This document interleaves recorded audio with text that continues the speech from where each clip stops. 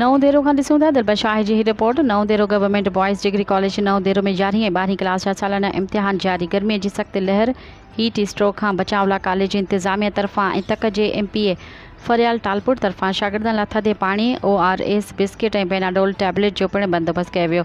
शागिर्दनि तरफ़ां इंतिज़ामनि ते लाड़काणे बोर्ड ऐं कॉलेज जे प्रिंसिपल जो शुक्रिया अदा कयो। इन मौक़े ते कॉलेज जे principal Mohammad Atiq Soomro external Attar Soomro media सां ॻाल्हाईंदे चयो त school government boys degree college Naudero जीअं त इहे असांजा जेके SCC जा एग्ज़ाम हली रहिया आहिनि,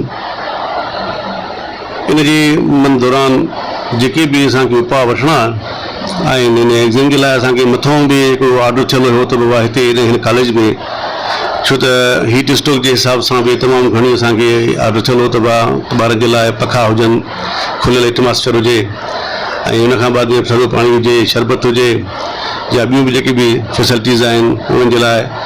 ऐं बोर्ड जे पारां बि असांखे जेका कुझु पेडिटॉल्स या जेके पिनाडोल जूं टिकियूं जेके असांखे हिते मुहैया थियल आहिनि। ऐं जेकॾहिं कंहिं शागिर्द सां को सेफ थींदो आहे अहिड़े का शइ थी वञे त असां उनखे उन महिल ई उहे शइ ॾींदा आहियूं। पर जिन ॾिसंदा आहियूं त जेकॾहिं का शइ अञा वधी वई आहे त पोइ उनखे असां उनखे वरी अस्पताल ॾांहुं वरी असां वरी गाॾीअ ते खणाए उते वरी उनखे वरी असां ट्रीटमेंट बि असां उनजो हुते कराईंदा आहियूं उनखे जेका। मुंहिंजो नालो अतर हुसैन आहे। मां हिते एक्सटर्नल तौरु पोस्टेड आहियां एग्ज़ामिनेशन जे सिलसिले में। हिते तमामु ज़बरदस्त सिस्टम आहे ऐं असांजो प्रिंसिपल साहब हिते तमामु बहितरीनु तरीक़े सां मैनेज कयो आहे। पाणी, शरबत, बर्फ़ असां हिते वेठा ॾिसूं था।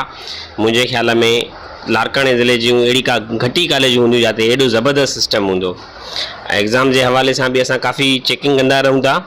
असांखे हिते ट्रांसपेरेंसी नज़र थी अचे, पर गर्मी त आहे ऐं गर्मीअ जो को हल गवर्नमेंट ई चूंडींदी, असांजे चूंडण जी ॻाल्हि न आहे। पर बाक़ी ओवरऑल जेको सिस्टम आहे, मैनेजमेंट आहे, उन मां असां सेटिस्फाइड आहियूं।